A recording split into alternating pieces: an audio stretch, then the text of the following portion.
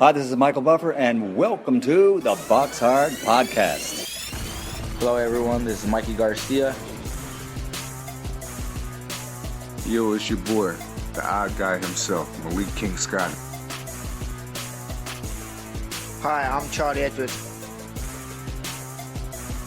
This is Fast Eddie Chambers, and you're listening to the BoxHard Podcast with my main man, Joey Coastman. Hello everybody and welcome to episode 158 of the BoxHard Podcast. I'm your host, Mr. Joey Coastman. I'm joined this week by IFL TV's Umar Ahmed. Umar, welcome back on the show. You was on once before, like I say, and welcome once again. Great to be back on. Always a pleasure. Hey, the pleasure is mine, my friend. It truly is. Let's start with the review part of the show. We're going to start at the Fantasy Springs Casino in Indio, California. This bill took place last Thursday, so a little while ago now. A couple fights to mention, really, maybe just the one here. Jason Quigley remained undefeated. He's now 15-0, a successful defense of his NABF middleweight title against Freddie Hernandez. The bout ended up going the full distance, 10 rounds unanimously, like I say, in favour of Quigley. He did pick up a cut in round 4 that was caused by an accidental head clash, and I think also a cut on the right eye, so both eyes cut there. I think the right eye, I think, was done in round 7. Also, Hernandez was cut himself from another head clash in the 7th round, so a little bit messy there for Quigley. Moving over now to a fight that actually took place in the Bangkok University. A guy just to mention here, because you know, guys that fight in big, high-profile fights and then they lose and then they go and do their other thing elsewhere, we still mention them. We still do mention them on this show. So a guy here called Tua Kiram. Now, you may not remember the name, but I'll refresh your memory. He fought Lucas Matisse for the vacant world title. Obviously, I think he was winning the fight, and then Matisse found this really odd-looking punch and ended up stopping Kiram, who was beautifully undefeated. 38-0, I believe he was. Well, he's now picked up win number 39. Still that sole defeat to Matisse. A 4th round TKO against a guy here called Manny Issa, who was actually 11-1 with 2 draws going in. That's it though for Bangkok in Thailand. Moving over now to Mexico. One fight to mention over here. Former opponent of Terry Flanagan, a man that we will be talking about in the preview part of the show. Jose Zepeda, he picked up win number 30. His one loss came to Terry Flanagan, but here he picked up a TKO in the 7th round against Domicio Rondon, who's now 15-5. That's it for Mexico. Moving over now to the Brentwood Center, a card that I was present at. So were you, Umar. So we can talk about this here. We can get our teeth into this. Obviously, Essex, United Kingdom. I'm going to start with Hamza Shiraz, who picked up win number 5, a points win over 4 rounds. He beat his guy who only had one win and 13 losses, so clearly overmatched. But one thing that stood out to me here is Hamza Shiraz is now going under the name of Mohammed Shiraz. That's the first I've seen of that. A good fighter though, Shiraz, Umar. I'm not quite sure how much you've seen of him, but every time I've seen him, I really like the way he fights. I think he's got a good style. Obviously a very tall guy for the weight, but very, very good boxer. Not just a guy with big size, so he can, you know, he's kind of got the advantage. He's a good fighter aside from the size. Yeah, I've seen clips of him on Twitter, etc., but that was the first fight I've seen a full fight of him, and the first time I've seen him live, obviously. As you say, he looks really composed, very good jab, tall for the weight, 154 pounds, he's massive, 19 years old, so that sort of composure for a 19-year-old is really impressive, and I think he can go a long way under Frank Warren and BT Sport. A good prospect. Certainly a good prospect, one that we've mentioned a couple times on this show before. Certainly one to look out for. I know that he even brings his very own photographer to his fights, so that says something in itself. Also, we saw Boy Jones Jr. pick up win number 18 inside 20 fights, 1 loss and 1 draw, a points win over 6 rounds against Lester Cantillano, who's now 4-22. Lucian Reed moved to 8-0, a points win over 8 rounds against the journeyman Rafael Castillo, 14-48 with 3 draws. Nathan Gorman picked up win number 14 here, a points win over 8 rounds against Kamil Sokolowski, who's now 5-13 with 2 draws. And Once again, Sokolowski, one of the toughest guys. He really is a tough guy. Obviously been in there with the likes of Hughie Fury in an exhibition fight that's not on his record. And also he's been in there with Dillian Whyte, David Price and a couple of others. So good learning fight there for Nathan Gorman. But I do have to say, I think Sokolowski was only given about 2 or 3 days notice. So credit to him for actually lasting the distance there. What's your thoughts, by the way, Umar? Not like I'm not gonna put you on the spot so much here, but obviously we've got Daniel Dubois making noise. We've got Nathan Gorman making noise. Gorman seems like he's the one who really wants that fight. More than Dubois, perhaps. He's the one who keeps pushing for it. Ricky Hatton said that every week he's asking him, please get me that fight. In your opinion, should they fight in the near future? Should they let it marinate a little bit? They're still very young. No real title or world ranking on the line, so perhaps not right now. But how do you see it? Well, I interviewed Ricky Hatton after the Gorman fight on Saturday night, and he wasn't very happy. He said it was a mediocre performance at best. Gorman did hurt his hand, but he still wasn't pleased with Nathan. And Nathan was the same, wasn't pleased at all. As a fight fan, obviously, I want to see Gorman Dubois. Even if it is next, it might be early, but as a fight fan, you want to see the best fight the best. And, in terms of young heavyweights, not many better than Dubois and Gorman. So it's brilliant to see. But from a commercial point of view, and probably from Frank Warren's point of view, he wants to stretch it out. So, they become bigger ticket sellers, more popular on TV. So the fight builds, basically. But I think, it's a natural fight. Whether it happens next year, 2 years, even 3 years, it's going to be a big fight regardless. And a 50-50 really on paper. Dubois didn't look excellent against Johnson, I think it's fair to say. And Gorman didn't look excellent in his last fight. So, they're not going in there blasting everyone out or looking sensational. So there's faults there and improvements to be made, rawness. But obviously they are very talented. Dubois, a massive puncher, and Gorman, in terms of ring IQ and boxing brains and hand speed, he looks really good. So it's going to be a good fight regardless whether it happens. But from a commercial point of view, as I said, probably let it build for a couple of years. But from a fight fan point of view, I want to see that next. Yeah, very well said. I'm usually a guy that likes to see 2 guys get in there pretty much straight away, but there's something within my thoughts that kind of wants me to be a little bit patient. I think perhaps, a couple years' time even, maybe not a couple years' time, maybe 18 months, something like that. I'm happy with that. And I think the reason behind that is simply because these guys are still so young. I think, what's Gorman? Is he about 22?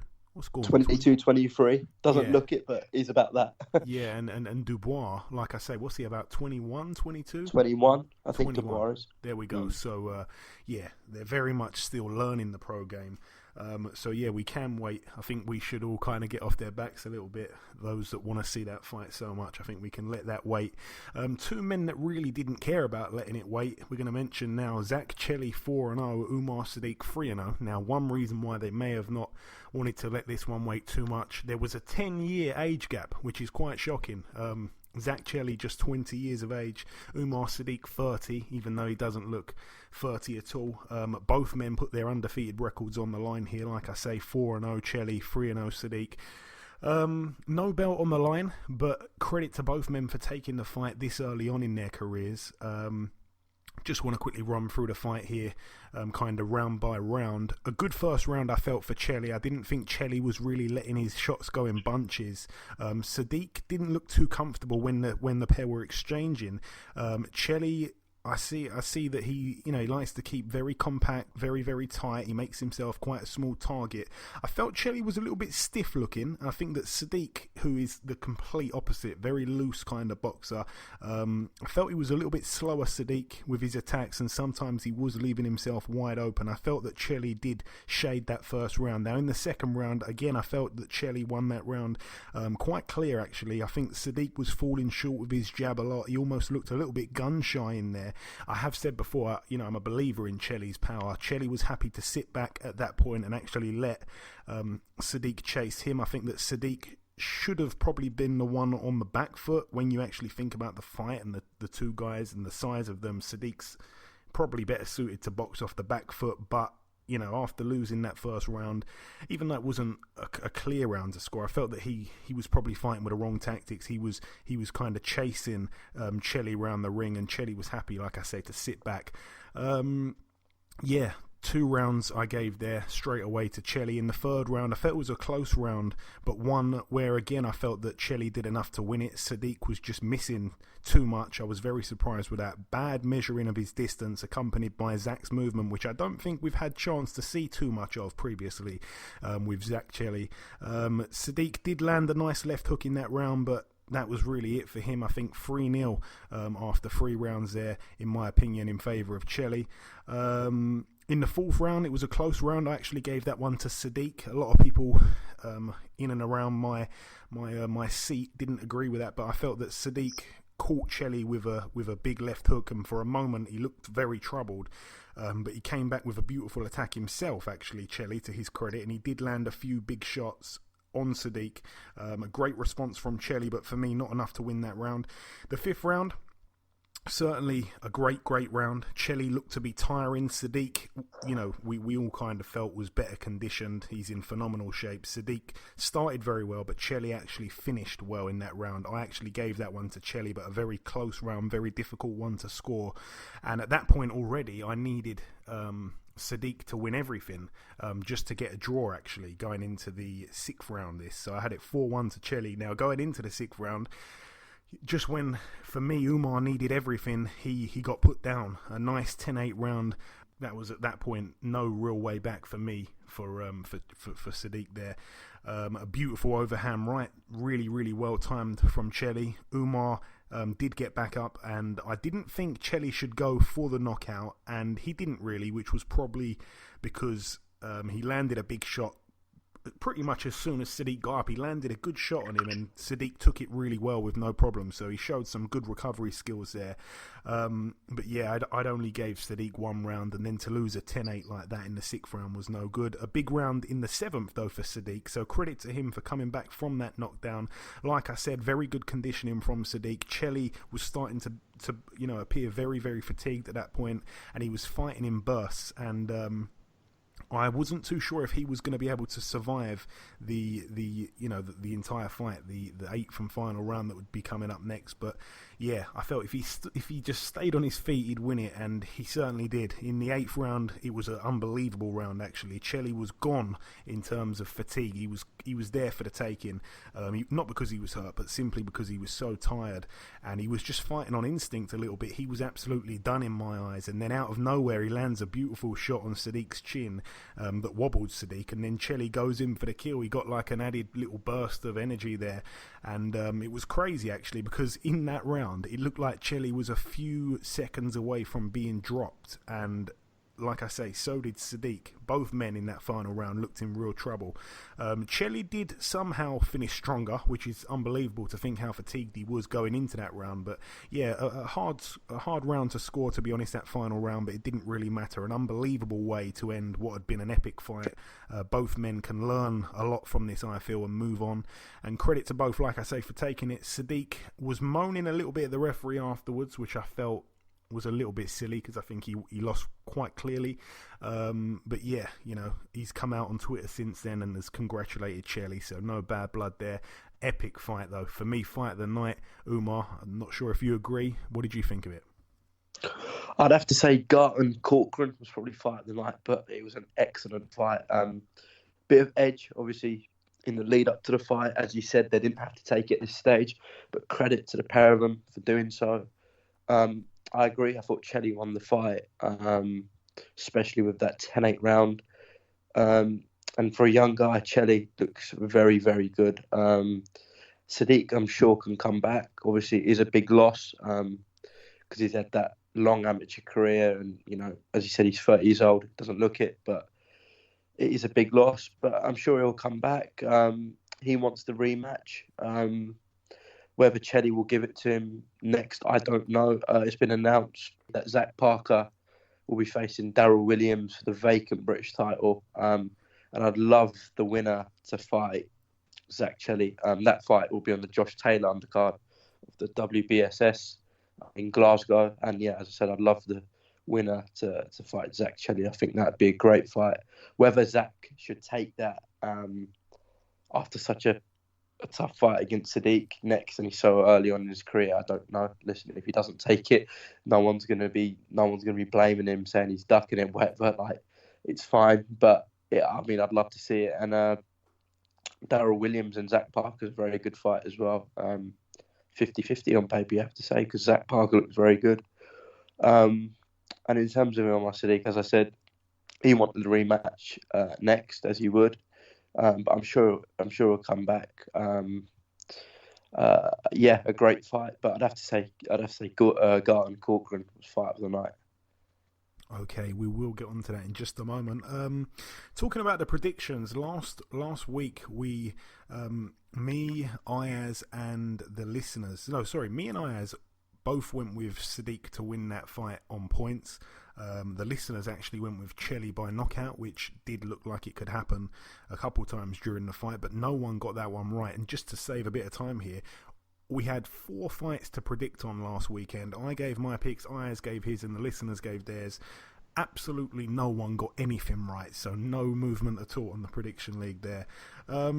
But yeah, getting back to that Brentwood card, Bradley Skeet, he picked up win number 28 inside 30 fights. Obviously 2 losses there. A knockout in the 3rd round against Fernando Valencia, 8-6, going in now 8-7. Very, very good to see Skeet back in the ring. He looked very sharp, a good knockdown in the 2nd round. I think he's the first man to knock his man down, let alone end up stopping him. So a little bit of a statement made there. Skeet was boxing very well, though. During the fight, he was hitting and not being hit. I think that Valencia was actually saved by the bell a little bit in the 2nd round. And then, like I say, in the 3rd round, Skeet landed a beautiful shot that stunned his man, and then he jumped all over him. And the referee, I felt, stepped in a little bit too quickly, but Valencia did end up going down a second or two after the referee jumped in, so a little bit of a delayed reaction. The referee seemed to see it before anyone else, so perhaps a good decision, to be honest. Yeah, but statement made a little bit. Like I said, that guy had never been stopped, and Ski isn't really known as the biggest banger, but he's managed to put his man away. So brilliant stuff for him. He's back. Moving up the card once again, Joe Mullender picked up win number 11 with 2 losses. A TKO in 7 rounds against Ben Capps, who is now 15-5 with 2 draws. A good fight while it lasted. Joe Mullender, certainly, he kind of likes to abandon all his boxing skills and just have a complete tear-up, and he is a fan-friendly fighter, and I've seen him a few times now, and that's just the way he fights. He likes to go to war, and there was a few guys on this card that like to go to war. Like I say, Garton and Corcoran, I was saying it all before the fight. There's no way that fight can't be a brilliant fight, just knowing the 2 styles.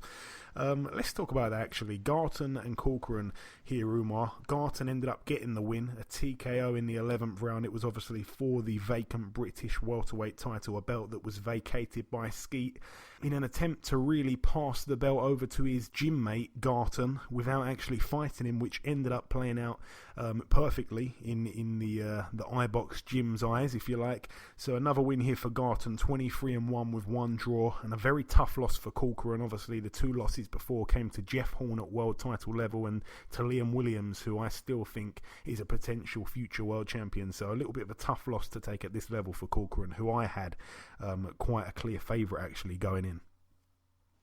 Yeah, lots of people were picking Corcoran. He was the favourite going in with all his experience fighting for a world title before, etc. But as you said, Garton and Skeet very good mates, and Garton was always sort of in the shadow of Bradley Skeet, but obviously Bradley vacated and fought in Spain. And yeah, so pleased for Johnny Garton. It was a brilliant fight, one of the best fights I've seen live from ringside. Maybe the best, actually, from ringside I've seen. It was a brilliant fight. Non-stop action, blood, sweat, tears, had everything. Shame about what happened outside the ring during that fight. I'm sure you'll talk about that. But, yeah, brilliant fight. And a fight I really want to see is Garton v Chris Conger. I think that would be an excellent fight. But, yeah, congratulations to Johnny Garton for winning the British title. After I interviewed him, he was like, it's a dream come true. People saying that they think he'd never win a Southern Area title. let alone a British title. So well done to him, and the celebrations after the ring were brilliant as well. Bradley Skeet had a bit of his blood, had a bit of Garton's blood on him. It was a brilliant fight, and as I said, one of the best I've seen live from ringside. And once again, well done to Johnny Garton. Yeah, Bradley Skeet's head literally looked like a newborn baby, actually. He was covered in blood, not just a little bit. But to be honest, Umar, I'm gonna do this fight a little bit of a disservice, really, because I didn't see much of the fight, believe it or not. Because, like you mentioned, there was about 100 fights going on right behind me.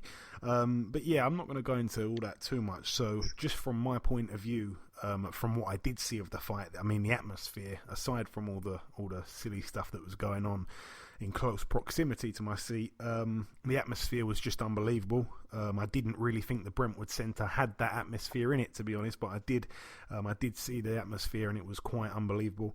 I felt that the cut on Garton's head was so horrific that I just couldn't believe that they were letting him carry on with it, and credit to him for fighting through that to end up getting the stoppage. And Corcoran's a tough character, as we know, but yeah, both men were very, very tired in the latter part of the fight. I think Corcoran, to be honest, is the stronger of the two. I felt that he was kind of pushing Garton a little bit, and then, like I say, Corcoran, I'd probably say he's even the smarter boxer, but Garton, the willpower and the drive and the determination and just, wanting to win that British belt, he just had that something extra, and he's a tough, rugged warrior. He truly is. And all he knows is war as well. Like I say, whenever I've seen Garton fight, it's never a boring fight. He likes to have a tear up, just like I say about Joe Mullender. This had a few warriors on the bill, and Garton certainly is one of the front runners for British warriors in terms of all the boxers that we've got. But yeah, Corcoran was absolutely done, to be honest, completely exhausted. I felt that it looked a little bit premature, the stoppage, but I couldn't really argue with it. I don't think he could have gone another round. He was absolutely done, Corcoran. So a very tough fight, and like I say, credit to Garton for fighting through that horrific gash, and then obviously lifting the title. But yeah, sad to see Corcoran not last the distance there. That's a very tough loss for him. And finally, the Anthony Yarde versus Walter Sequeira fight. Now, Yarde proceeded to 17-0, still undefeated. Another defence of his WBO Intercontinental Light Heavyweight title here. The European belt wasn't on the line, obviously, because this guy was from Argentina. A TKO in the 4th round for Anthony Yarde. Immediately you could see that Yarde was absolutely huge standing next to his opponent. I felt that the first round was quite a slow round. Yarde wasn't really stepping on the gas. He was being very patient, almost too patient. Yarde did fall short with his straight right hand a lot in the first round, which I was quite surprised about. I gave Sequeira the second round, in all honesty. The work rate from him was just a little bit better than Yarde's. Not that I think he was setting a high pace or anything. I just think that Yarde almost seemed to just let him do what he wanted. I'm not quite sure why. Yarde seemed to just be carrying him a few rounds for some reason, and perhaps maybe letting him tire himself out. I was quite pleased to see good defence from Yarde. It seemed like he was kind of showing us more, or just practicing a little bit in front of everyone, which obviously not everyone's a big fan of that, but I saw great defence from Yarde, which we haven't always seen. And a lot of people don't really give him enough credit for that, in my opinion. He seemed extremely comfortable whenever we've seen him in the ring, and this was no different really. He's always in control in the ring, to be honest, and like I say, in that third round I actually felt that he was either extremely pacing himself or actually tiring. I think that was a bit of a weird one. A lot of people very underwhelmed with this performance. I was actually surprised to not hear the crowd booing. And then, 3 times Sequeira got dropped. It wasn't like he got laid out. He took a knee each time, and after getting up for the third and final time, the referee waved it off and did him a favour, to be honest, but quite a lacklustre performance there from Anthony Yarde, in my opinion. Leaving that bill alone, though, because we are going into some great detail here. We need to be a little bit quick with this. Moving over now to the CFE Arena in Orlando, Florida, USA. World Boxing Super Series card. This one we saw Mike Perez, the former heavyweight turned cruiserweight. He actually took on Keith Tapia, which was a brilliant fight on paper going in. It was for the vacant WBA Federatin cruiserweight title. Mike Perez managed to grind out the unanimous decision over 10 rounds. So a new belt for him and another win for him. He gets his career back on track there. Very interesting because he was always, he was like a small heavyweight, I guess, but he always was, he never looked great on the eye, never really showed up in fantastic shape. And then now, he makes cruiserweight and he doesn't even come in right at the 199 and 3/4 pound limit or anything like that. He literally comes in a few pounds under that. I think he came in 197 or something like that. So very interesting character there. Also on the bill, we saw Uniel Dulcicos. He moved to 23-1. A unanimous decision over 12 rounds against Matthias Mastanek, who I'd have thought Dulcicos would have probably put away, but no, it wasn't to be, and it was actually quite a close-ish fight. Mastanek, like I say, a former opponent of Bellew. He picks up loss number 5, 41 wins, though not to be ashamed of. Dulcicos marches on. We also saw Emmanuel Rodriguez, the man that came over here and won the title against Paul Butler. He moved to 19-0, a successful defence of his IBF World Bantamweight title against the previously undefeated Jason Maloney, 17-0, now 17-1. That's the twin brother of Andrew Maloney. So a good win there for Rodriguez. No shame from Maloney whatsoever. It ended up being a split decision over 12 rounds, so Maloney certainly can come again. Very good fighter, him and his twin brother, to be honest. So yeah, unbelievable. That card there was full of big punchers, if you like. Mike Perez, I think, is quite a big puncher. Keith Tapia, Dulcicos, humongous puncher. The Maloney and Rodriguez fight, not so much, but every single fight of note on that bill went the distance, so quite surprising there. Moving over now to the TD Garden in Boston, Massachusetts, USA, we saw Daniel Yelusinov pick up win number 4, a knockout in the first round against Matt Doherty, now 8-6 with 1 draw. Scott Quigg got a TKO in the second round against his man Mario Briones. I was expecting that, to be honest. Briones, whenever he really has stepped up to the top level, he's lost, and in most cases been knocked out when he's really fought top opposition. So he was denied his 30th win there. His record now 29-8 with 2 draws. Scott Quigg 35-2 with 2 draws. Tommy Coyle, it was his dream to go on the road and fight in the States. He achieved that here. He did it, and he topped it off with a win. He had his man down in the 7th round, his opponent Ryan Kielczewski, who I said it on last week, I think he was a bit of a late change. I think originally Coyle was supposed to take on a southpaw, if I'm not mistaken. But anyway, Kielczewski now 29-4, Tommy Coyle 25-4. Very unlucky to not get the stoppage. He was really chasing it, but nonetheless a unanimous decision over 10 rounds for Coyle. Jamie Moore's a very happy man. Katie Taylor took on Cindy Serrano, 10 2-minute rounds. It ended up being unanimous in favour of Katie Taylor. It was an absolute shutout. She successfully defends here her WBA World Female Lightweight title and the IBF belt. Her record now 11-0. Kid Galahad 25-0 now, a unanimous decision over 12 against Toka Khan Clary, who's now 25-2. A very good fighter was Clary, though, and a very tough fight on paper. This was truly Kid Galahad's first real acid test, and like I say, he now puts himself in position to take on the winner of Josh Warrington and Carl Frampton. Big fights ahead for him, Umar. Yeah, there's actually been a bit of back and forth between Kid Galahad and Carl Frampton. I'll come on into that a bit. But yeah, Galahad looked very comfortable. I thought completely controlled the fight against Toka Khan Clary.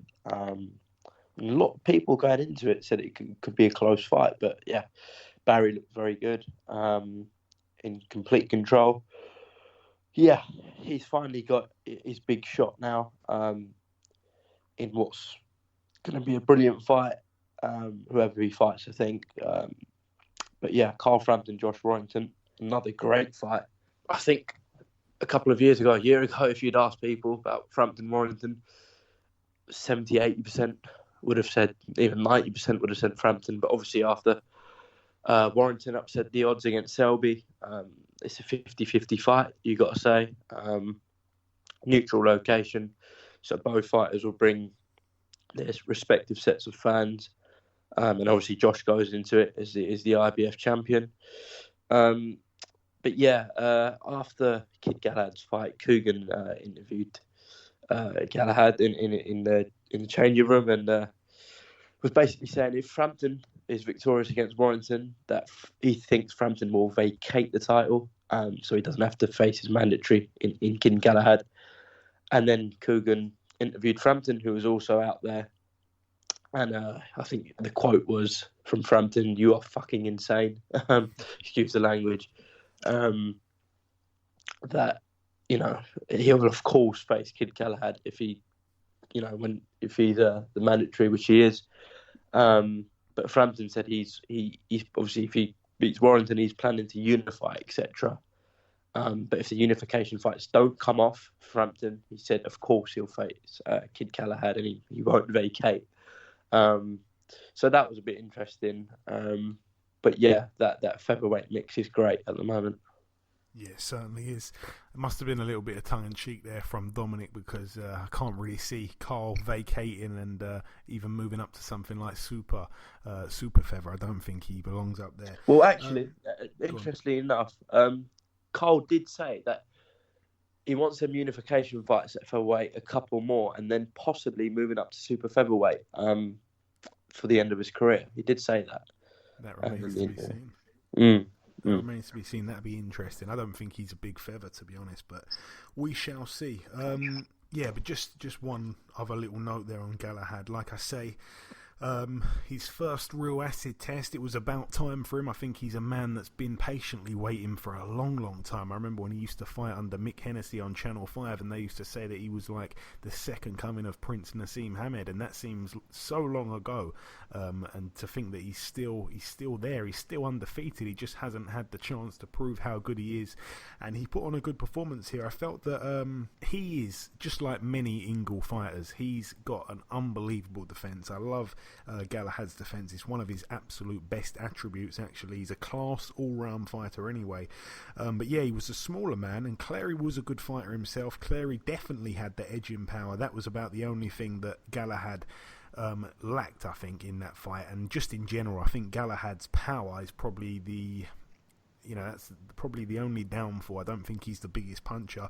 But yeah, the fight for the most part was a very tactical fight here, very high paced, not the most entertaining fight if we're being honest, but Galahad's conditioning is absolutely crazy. I mean, he didn't look tired at all. Great feet, great movement. I love the way he switches from stance to stance, orthodox to southpaw. Very natural the way he does it, like a lot of Ingle fighters. And yeah, like I say, he's now going to be the mandatory for the winner of Warrington and Frampton.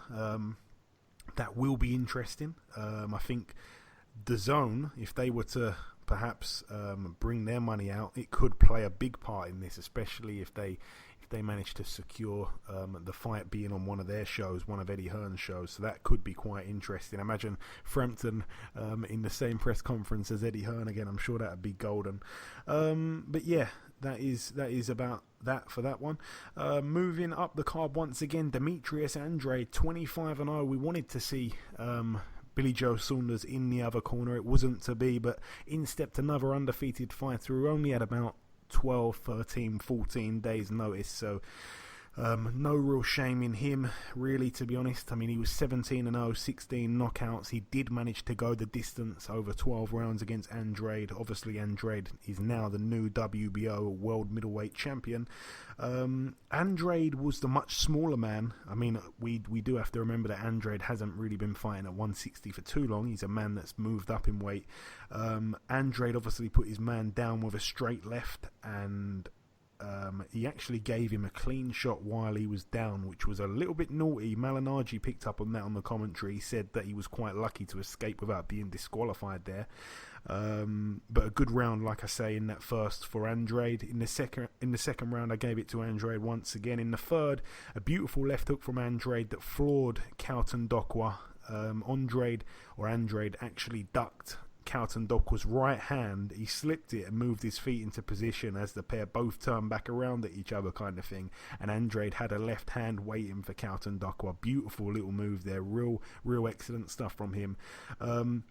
he jumped up on the top rope celebrating because he thought it was probably over, but Carlton Dokwa got up and continued. To his credit. Like I say, in the 4th round, down went Carlton Dokwa once again. It was a straight shot this time. Beautiful move from Andrade once again.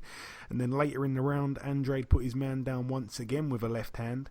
Time and time again, Andrade would just catch his man coming in. He'd take a step out, then a step back in with the big overhand left, and he seemed to not really be able to miss Carlton Dokwa with it. In the 5th round, I felt that Demetrius actually probably took a round off there. In the 6th round, Andrade once again took his foot off the gas. I still think that he probably did enough to win that round. In the 7th round, Andrade had a great round, who seemed to be showing this guy a little bit more respect now, actually. And the guy, like I say, to his credit, he'd been down 3 or 4 times at this point, and he was still fighting on with belief. In the 8th round, Andrade won that round for me. I felt that the corner should probably be considering pulling their man out at that point. He needed a knockout, and he didn't come close to getting a knockout all night, and Andrade was just controlling the fight. He was so comfortable in there. And in the 9th round, and really the 10th, 11th and 12th, he just kind of cruised it, Andrade. I kind of zoned out a little bit, if I'm being honest. But like I said on last week's show, it's very, very difficult to completely adjust with only a few days' notice. You know, yourself, he didn't know that he was going to be taking on Carlton Dokwa till the last minute, at the same time when Carlton Dokwa found out he was going to be fighting for the world title. But like I say, it's very difficult when you're preparing for a slick southpaw and then you take on an orthodox banger with just a few days to prepare. So credit to both men there. Not the fight we wanted to see, really, Umar, but you can't take nothing away from Andrade. It certainly wasn't his fault, and he's gone out and done a complete job here on an undefeated fighter. Whether we knew him or not, he had a big ranking, very high up in the WBO, and he's completely wiped the floor with him, really, and he did everything but knock him out. Yeah, as you say, no fault of Andrade's that the Billy Joe fight didn't come off. He had to do what he had to do and did it very comfortably. The Billy Joe was probably, people were picking Billy Joe in that fight. It was probably 60-40 split towards Billy Joe's in fans' opinions. So that would have added a bit of extra pressure on Andrade because, change of opponent, etc. The people would have expected him to do a job, which he did do in the end. But it wasn't like it was a completely easy fight or whatever. There would have been a bit of extra pressure because the opponent wasn't as good as Billy Joe, obviously. So he did well, two-weight world champ now. A fight with Jacobs would be brilliant if he beats Derevyanchenko, which is this Saturday actually. But I would love to see the Billy Joe fight still, if that could happen. I think Andrade, Billy Joe, great fight. It's the one I want to see. Yeah, we all do. We all certainly echo that. A friend of the show, Andrade, a man that was on a few weeks ago before this fight. Well, at the time, he actually thought he was taking on Saunders, but still a good interview nonetheless. And he reminded us that the Danny Jacobs fight is one that can happen. And he also reminded us that the pair met as amateurs and Andrade got the win. So he liked telling me that one. Moving up the card for the last time here, the final fight to mention on this bill. Tevin Farmer put his IBF World Super Featherweight title on the line against James Tennyson, a man that, he earned the shot after beating Martin J. Ward. He looked phenomenal, but that was at that level there. He stepped up in class here. He dared to be great. Credit to him. It was a huge, mammoth step up in class, actually. I think that Tennyson came in trying to put pressure on Farmer straight away, but Farmer was too cute, he was too clever, he was too silky, and ultimately he was too good for Tennyson, and Tennyson was being made to miss a lot, which we kind of come to expect, really. And a left hook to the body of Tennyson dropped him in the 4th round. A good shot picked out there from Farmer. Farmer did hit Tennyson again in the 5th round with a brutal body shot, and Tennyson almost went to his knees because it was such a shot. He almost went to his knees, but he stayed on his feet, and seconds later, Tevin Farmer, as spiteful as he is, he landed the exact same shot in the exact same place, and of course down went Tennyson and the referee waved it off. There are levels to this game which we hear time and time again, but for Tevin Farmer and his point of view, him being a friend of the show, a great way to beat his man here. But credit, like I say, all goes to Tennyson. I don't think he really deserved the shot after beating Martin J. Ward, but who really cares? I mean, he'd earned his shot. He was world ranked anyway before the Martin J. Ward fight, so it wasn't just that fight that got him it, but that was his biggest, in my eyes, high-profile win, and off the back of that, he's got the shot. So credit to him. Like I say, he jumped up in class, but he just simply wasn't good enough, despite the huge size difference. Hopefully he gained some US fans, though. I think a lot of people were enjoying the way he was putting the pressure on early, so hopefully his exposure has gone up. If you want to say a sentence or two on that one, Umar, you can. If not, I was going to move on to the next card. It's up to you. Yeah, Tevin Farmer was probably the outstanding performance of the night. I think Eddie said that as well in his interview with Coogan. And the fight we all want to see is the Gervonta Davis fight. I think that would be a great fight. I think before this fight on Saturday night with Farmer and Tennyson, most people would pick Gervonta, but Gervonta's inactivity, etc., and Tevin's brilliant performance on Saturday night, it'd be much closer. So that's the one we want to see. Very well said. And moving over now to the final card to mention, just one fight that happened over here to mention at the Park Theatre in Las Vegas, Nevada. This bill was shown on Box Nation.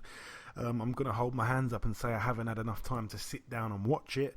Ryota Murata, former very good amateur and obviously world champion. He's now a former world champion because he went into this fight with a record of 14-1. The one loss was to Hassan Andam, in which he avenged, and he also brought his world title in this fight here, his WBA world middleweight crown. He lost it to Rob Brandt, 23-1, going in now 24-1. A unanimous decision to Rob Brandt. Quite a clear winner from what I've heard. Rob Brandt, for those that may remember, he's the guy that entered the World Boxing Super Series Super Middleweight tournament. Now the weird thing is, he was the sole American participant in this tournament when it happened the first time around, the World Boxing Super Series, and he was the guy that was supposed to spark the interest. He was undefeated at the time, and the problem is, straight away in the first round, he took on Jürgen Brähmer. Now, the interesting thing was that Rob Brandt was a middleweight that went up to super middleweight for that fight, and Jürgen Brähmer was a light heavyweight that went down. So Jürgen Brähmer moved down, this guy moved up, and then Brähmer ended up getting the win. So we didn't really think much of Rob Brandt because that was it. He disappeared. I think he got a win or two, and then he was back here against Murata. I think Murata was supposed to win it very easily, and it was a huge shock. A lot of people saying it's upset of the year. Like I say, Umar, credit to Rob Brandt. I haven't seen the fight. If you've seen it, then add something to it. But if you haven't, then we'll just move on. Can't say I have seen it. That's fine. But yeah, like I say, we've gone into great detail there on the review part of the show. Just before we wrap up part one, there is one last thing to do. That is to welcome our very first guest. Ladies and gentlemen, please welcome the former British light heavyweight champion. It's, of course, Mr. Frank Buglioni. Frank, welcome back on the show. It's been a little while. Thanks, Joey. No, good to be back. Hey, it's always good to have you back. It's actually been over a year. It's been a long time. When we last spoke, funny enough, we were talking about your upcoming fight against Callum Johnson the first time when it was supposed to happen on the Joshua Pulev undercard. It has been a long time, but Like I say, in that time, obviously, you fought a very brave Craig Richards. You lost to Johnson. You've bounced back since with a win over Emmanuel Fozu. How's things going with you right now, Frank, firstly? Yeah, I'm in a very good place, mentally and physically. I've obviously got my next opponent and date lined up, so no, I'm feeling very good and very optimistic. And I want to ask you a little bit of a pointless but kind of interesting question at the same time. Now, right before the Callum Johnson fight, you were offered a fight against, I believe it was Kovalev and Andre Ward, which you turned down for good reason.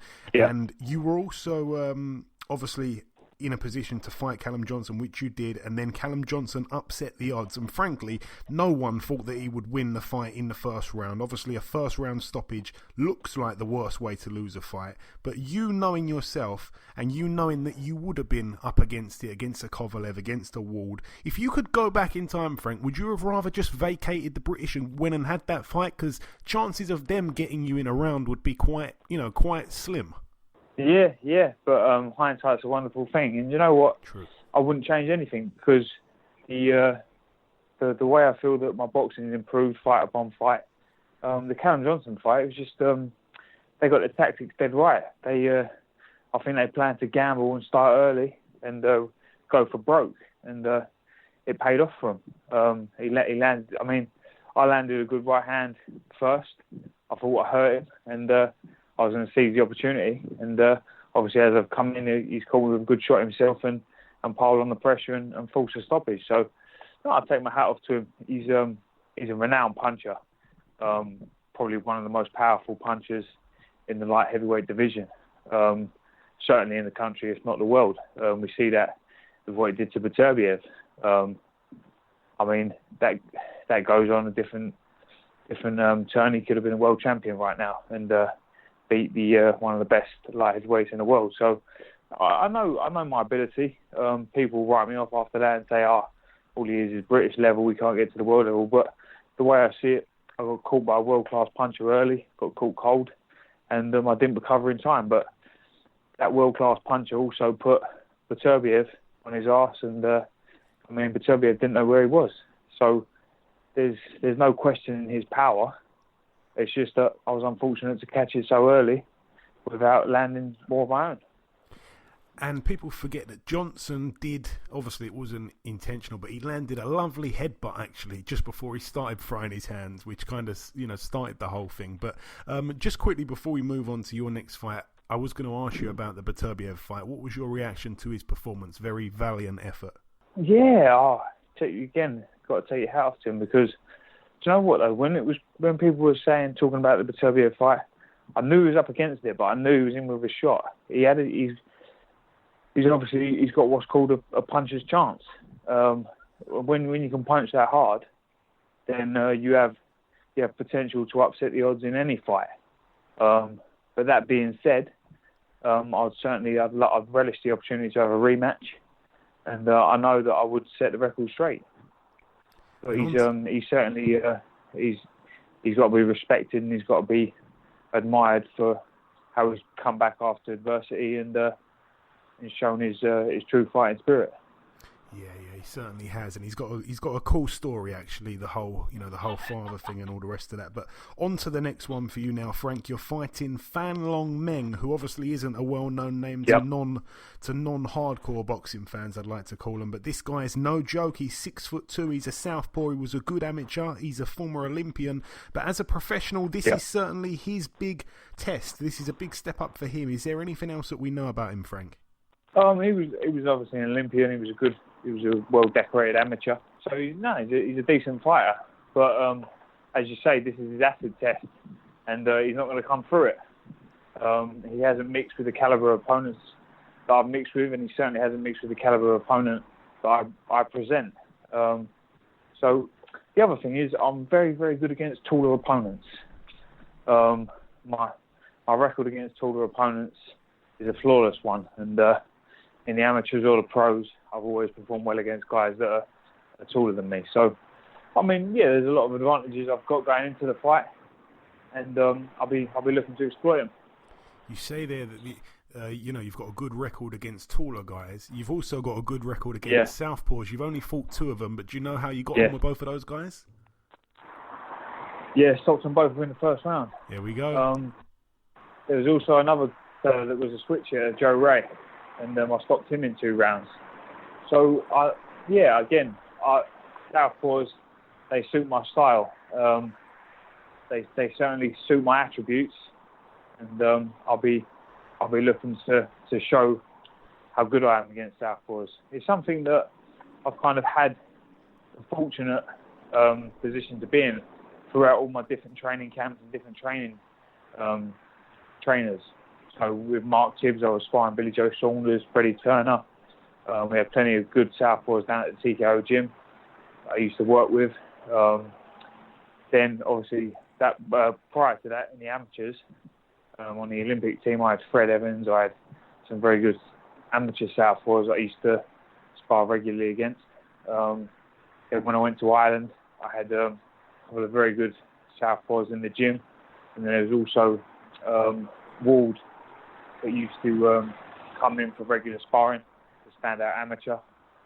And then, as I say, I've had great southpaw sparring this camp against the likes of James DeGale, Waddy Camacho, Darius Seth, George Crotty, some top amateur boys as well. So I've had plenty of good southpaw experience over the years. Excellent. Now, I want to ask you also, Frank, what was actually your reason for taking this fight? Because, like you say there, I mean, the Callum Johnson fight couldn't have been done this soon, obviously, but the other guys out there, like your Jose Burtons, like perhaps an Anthony Yarde, even though there seems to be many roadblocks. I mean, I'd have thought there were surely bigger fights to be made in the UK in terms of interest rather than this guy. I could be wrong. Yeah, well, do you know what? I was milling around thinking, what about domestically? But do you know what? No one domestically has anything real to offer, and I think the Anthony Yarde thing, it's a lot of talk and not a lot of action. And for me, I thought, you know what? I'll go away. I'll go and win a belt in my own right. I'll go fight away from home and take care of business. And then I come back and I've got something to offer then. So the financial implications will be a lot more on my side once I've won this fight. And like we say, the fight is set for November the 24th in Monte Carlo. It is for the IBF Intercontinental strap, so hopefully, like you say, a win there will open the door for a bigger fight down the line. Well, I'll have a top 10 world ranking with the IBF, and it puts me in the kind of in the eyes of the governing bodies and the contenders. So it's a very good stepping stone for me. Absolutely. And Frank, I want to get your opinion on a couple of other things that are happening kind of in and around your weight class.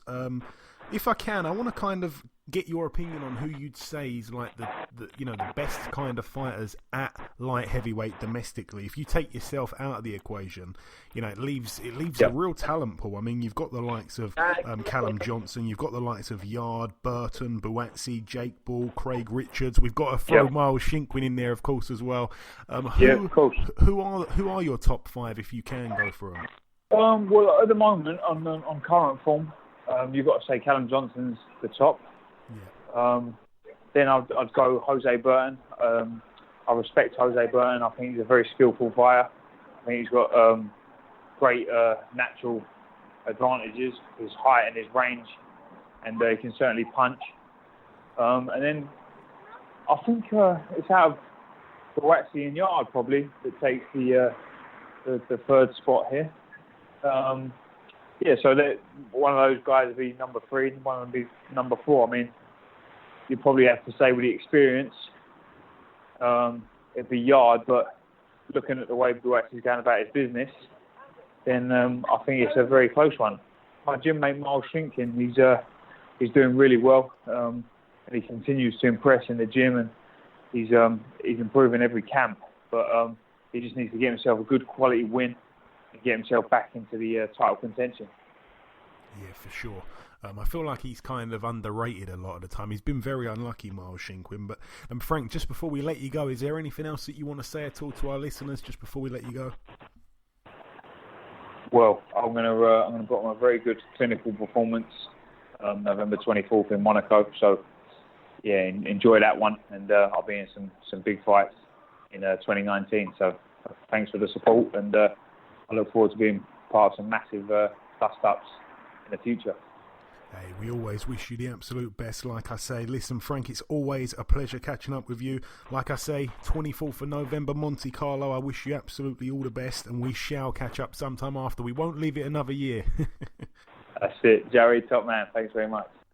Okay, now it's time for part 2 on this week's show. This part usually is the news part, but I'm just going to round up a few little bits of news at the very end of the show. So we will get into that at the very end of the show. But firstly, let's start here with the preview part of the show. We're going to start in a place called Salé du Mont d'Or, which is a very bad French way of saying what this venue's called. We've got one fight to mention over here. It's gone under the radar, and that's what we do best on this show. We like to dig up the fights that have gone under the radar. So here we go. In France, Ilunga Makabu, former opponent of Tony Bellew, the brother of Martin Okolie, who obviously lost the other week to Michael Hunter. Makabu 22-2. He's in an 8-rounder, very randomly, against a guy called Tata Aduashvili, who has a record of 26 wins, 24 losses and 3 draws. No idea what the Congolese man's doing in France, but we don't question it. Moving over now, though, to York Hall, Bethnal Green. This one happening on Friday. A few fights to mention on the undercard. It's a shame, but Rosanna Cox, the lady, the New Zealand native, was supposed to be making her debut here, but unfortunately that fight has fell through due to some kind of delay with getting her license. Hopefully she shall be making her debut before the year is out. But we also have on this bill Johnny Coyle, 19-0 with 1 draw. He takes on Angel Emilov, who's 8-22. Another kind of keep busy fight, I guess, for Johnny Coyle. A good fighter, though. I believe in Johnny Coyle. Also, we have Dan Aziz, 5-0, taking on Philip Cote, 32-13 with 2 draws. Cote fought someone not that long ago. I can't remember who it was, but he fought someone not that long ago. That's a big step up there for Dan Aziz. I've got to check that one out. But just while I do that, Michael McKinson, Umar, 14-0, taking on Sammy McNess, 10-1 for the WBC International Silver welterweight title. McKinson the champion, but certainly a 50-50 fight, this one. Yeah, 100%. It's a brilliant fight. The whole card's very good, actually. But yeah, that's a great fight. Sammy McNess, obviously, suffering that loss to Cena Byfield, but it's come back well. I think, when was the last time he was out? That MCK show in Brentwood about a month ago, and he looked very good. He's happy under Gary Logan. So yeah, it should be a very good fight, and that whole bill was actually very good. As you said, Dan Aziz fighting Cote, who fought Jake Bull recently. I think that might be the person you're referring to. Yes, yeah. So it's a good bill, yeah. Yeah, the thing about Cote, I'm just looking at his record right now. As you mentioned there, Jake Bull, I mean, he's been in there with some crazy level of competition. I mean, he's been in there with Isaac Ekpo, he's been in there with Habib Ahmed, who recently fought for the WBO super middleweight world title against Gilberto Ramirez. He really has mixed it with some people, and now he's getting in with Dan Aziz. And the one thing about Cote is he can certainly punch, so that one is a real step up for him. You mentioned there the McKinson and McNess fight. I'm going to move up the bill once again. We have Sonny Edwards, 8-0. He puts his WBO European super flyweight strap on the line against Ryan Farag, 19-3. Another huge step up here for a prospect. I mean, Sonny Edwards, he... we look at this guy, obviously the brother of Charlie. We look at his amateur career, a good fighter, very, very good boxer. And Ryan Farag, a man who has only really lost to top guys. I mean, he lost to Lee Haskins, which was in a prize fighter, a 3-round fight, which you can't take much from, really. Obviously, Lee Haskins went on to become a world champion. He then lost at European level. I don't think there's too much shame in that, for the proper EBU title.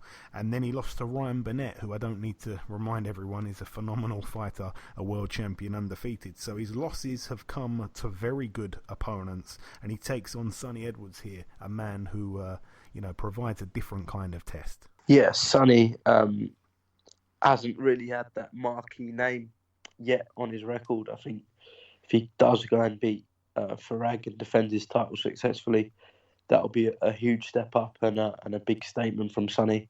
There's a bit of bad blood between them two as well, quite a lot actually. Sonny seems to get in a bit of ag with quite a lot of people, but there's edge to this one. And yeah, as I say, if Sonny does come through on Friday night, that will be a big win for him. It certainly will be. And talking about Sonny Edwards having ag with people, he's actually not best pleased with me right now, but I won't go into that situation. I'm not his best friend at the minute, but despite all that, I'm picking him to win on points on the prediction league this week. Ayaz is going with Edwards to win on points also, and the listeners are going with Edwards by knockout, so that could be quite interesting. But we're all in Edwards' corner in terms of the predictions, not nothing personal, of course. Moving over now, though, to the Arena Armeek in Sofia, Bulgaria. We have I'm going to start with the undercard here, actually. We've got Savannah Marshall, 3-0. She takes on a lady that's undefeated, 4-0, called Yanina Orozco. 10 2-minute rounds there. We also have the younger brother of Kubrat Pulev, his name Tavel Pulev, 11-0. I think he's about 36 years of age, though, so he's not too young. He's in a 12-rounder against Leonardo Bruzezi, who's 19-5. Bogdan Dinu, 18-0, takes on Tom Little. I almost didn't see that one. That's a 10-rounder there. Tom Little, 10-6. And the main event here, Kubrat Pulev, 25-1. And obviously, in the other corner, our very own Hughie Fury, 21-1. I know that there's a lot of shows this weekend. Umar, obviously, the one in York Hall, a few in America. I'm guessing the IFL are not sending anyone out there to Bulgaria for this one. No, Coogan is actually flying out to Bulgaria. Credit to him. And we'll cover that. So I'll be doing the Copperbox show while he'll be in Sofia, Bulgaria. Yeah. Shout out to Coogan putting his air miles in.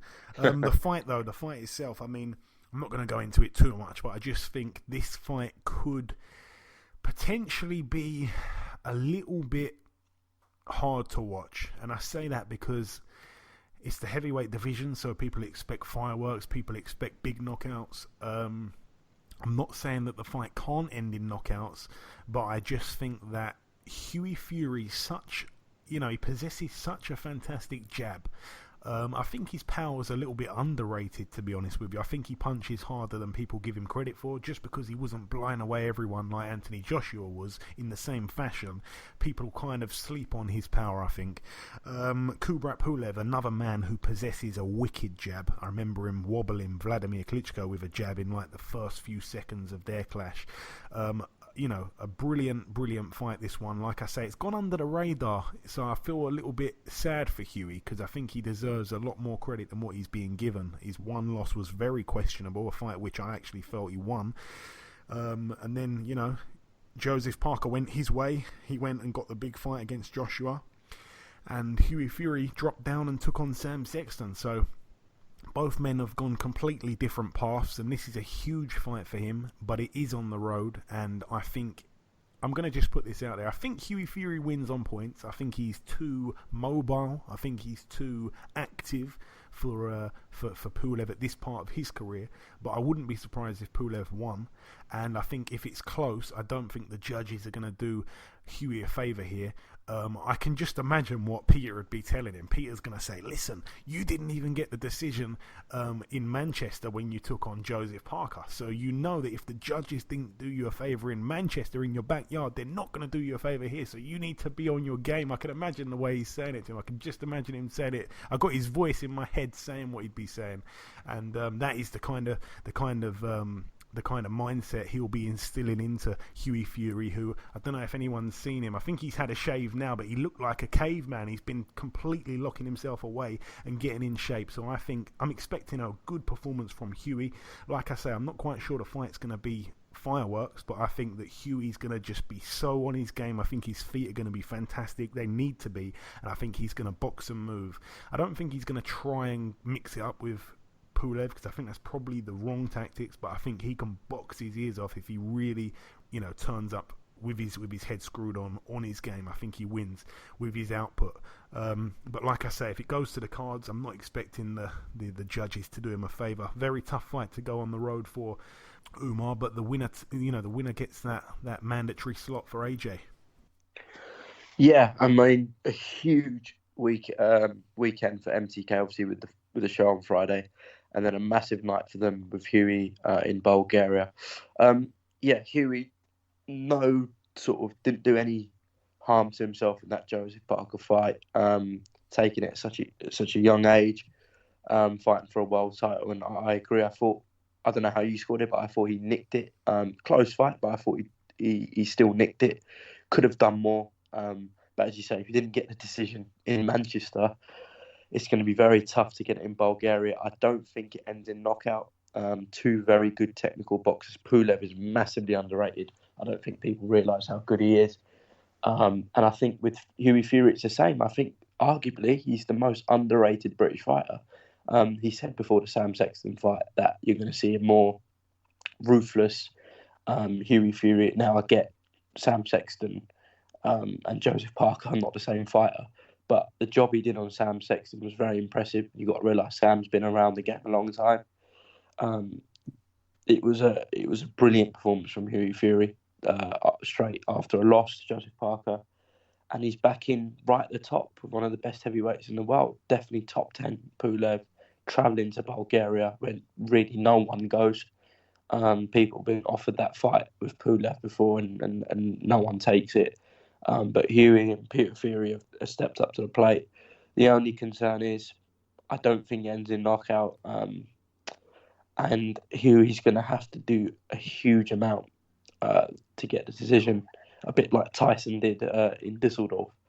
But if it's anything like 8-4 or 7-5 in Hughie's favour, I don't think he'll get it. I really fear for him. But good luck to him. It's on Channel 5, so tune in. Hopefully everyone in Britain gets behind him. He deserves it. Young kid, very nice. Tremendous talent. And he's taken 3 really tough fights back-to-back. Parker, Sam Sexton, winning the British. And now Kubrat Pulev in Bulgaria at a chance at Joshua's belt. So best of luck to him. Absolutely, absolutely. Leaving Bulgaria alone now and moving out to Germany at the Stad Hall in Weissenfels. I think that's, Weissenfels in Saxon-Anhalt. I do like to get my my pronunciation going. I'm not very good at it though, Umar, if you may realise.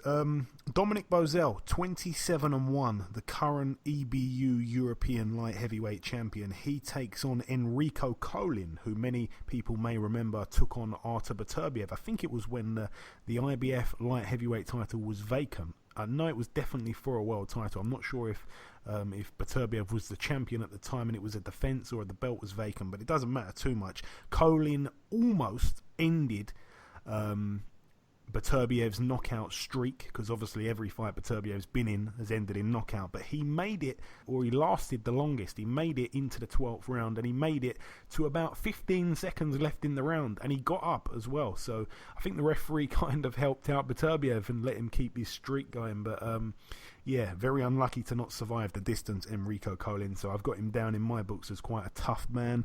Bozell's not really the biggest puncher, so I'm expecting this one to go to points, but a good fight there for the belt. And we'd love to see Anthony Yarde in the mix with those guys. I think it's a very winnable fight. Either guy here for him. Moving out now to Spain at a place called I'm going to really get my pronunciation. You ready for this one, Umar, yeah? I am. Okay, this one is at the Polideportivo Fernando Martin in a place called Fuenlabrada. You've done well there. That's for you. That is for you, Umar. That's my gift to you. We have here Mark Vidal, a guy that many people wouldn't have heard of. His record is 11-1 with 5 draws. Count that, 5 draws. He puts his EBU European featherweight title on the line against former world champion Kiko Martinez. Obviously, we know him, 38-8 with 2 draws. Vidal, you'd think, what's he doing in the ring against a guy like Kiko? Well, Vidal and Kiko fought before, and the fight happened back in May, and it ended up being a technical draw. I think there was a cut or something that opened, so this is a rematch. So a lot of people expecting Kiko to win this one, but like I say, before it ended up being a technical draw after 3 rounds. They had to stop the fight, but this is Kiko's chance to pick up another major belt here, the EBU European featherweight title. Mark Vidal certainly doesn't need another draw. Very unlucky to get 5 in 17 fights. So that's it for Spain. Like I say, we like to dig up the fights that go underneath the radar. Moving over now to the Copperbox Arena. Obviously a Eddie Hearn show, this one in London. We're going to start with George Fox, 1-0. His opponent yet to be announced. Of course, George Fox, for those that don't remember, he's the son of Don Charles, so that'd be quite good, a heavyweight clash there, whoever he ends up fighting. I was at his debut at York Hall. Reece Bellotti, he gets in the ring once again. His record 12-1. I believe it's the first fight back since being stopped by Ryan Doyle.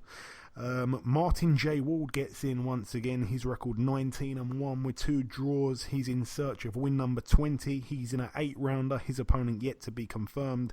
Felix Cash fights for a belt here. His first title is going to be the vacant WBC International Silver Middleweight title. He takes on Stephen Danyo, who's 14-1 with 3 draws. Felix Cash, like I say, 9-0. I'm just trying to see that guy Danyo. Why do I think I've seen him before? He's been in there with Lloyd Ellett. Okay, I've seen that one. Okay, so decent little step up there for Felix Cash. Fantastic fight to mention here. Isaac Chamberlain, 9-1, takes on Luke the Duke Watkins, 13-1. Both men haven't fought since losing their only... I don't want to make this confusing. Both men haven't fought since... I'm not very good at wording this, Umar. Both men haven't fought since their sole defeats, which both came at the hands of Lawrence Okolie. That's the best way to say it. Isaac Chamberlain, Luke Watkins, like I say here, Umar, a 10-round contest, a very, very, very good fight.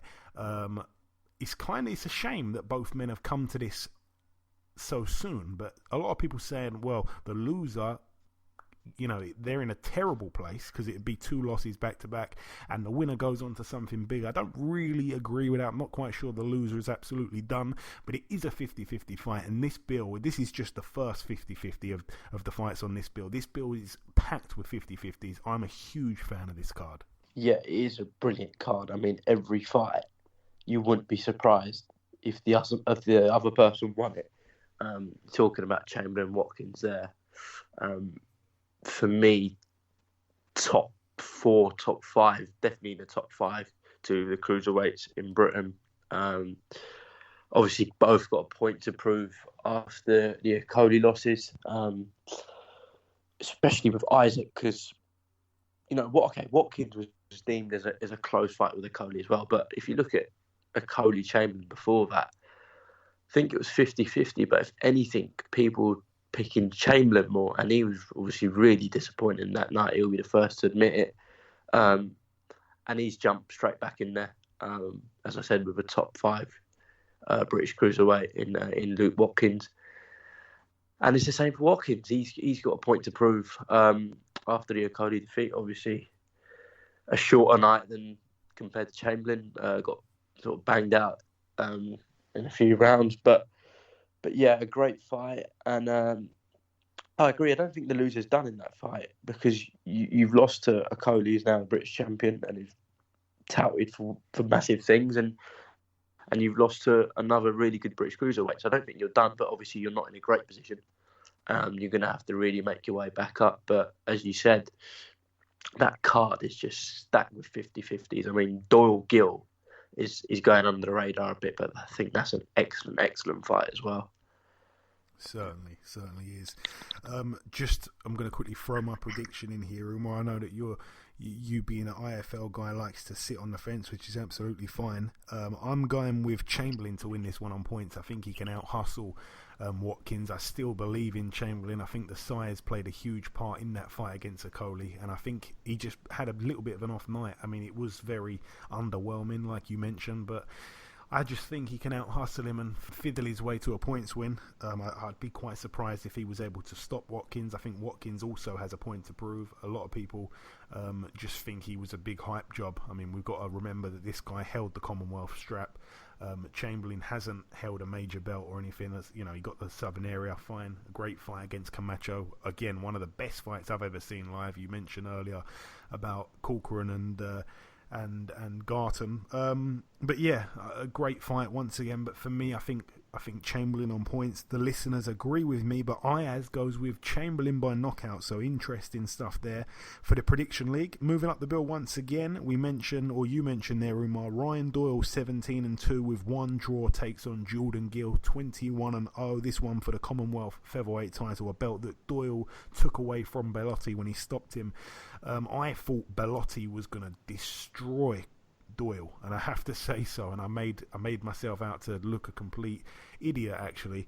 The way Doyle won that fight was unbelievable. Very, when you look at his 2 losses, you kind of, that's what I did. I looked at his 2 losses and I thought, this guy is not all that. I mean, Bellotti's going to just destroy him. Bellotti hits he hits like a mule's kick kind of thing, and I just thought, nah, he's not winning this fight. And the way he dealt with Bellotti, like I say, was so impressive, and he really, really can bang. And his record doesn't even suggest it. He's got 9 wins by knockout out of his 17 wins.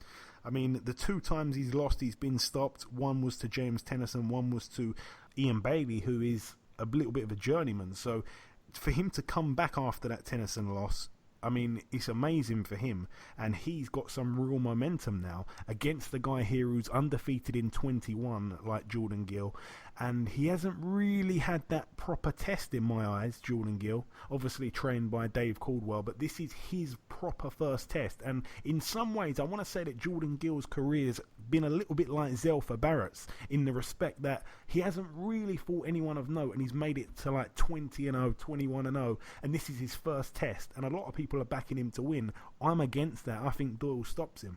I think majority of people are saying Gill. They're saying he's going to be too classic, probably win on points. The comparison with Zelfa Barrett, I haven't heard that one before, but that's a very good comparison, actually. Listen, it's a brilliant fight, as you said. Bellotti was considered one of the best featherweights, outside the world level mix in Britain.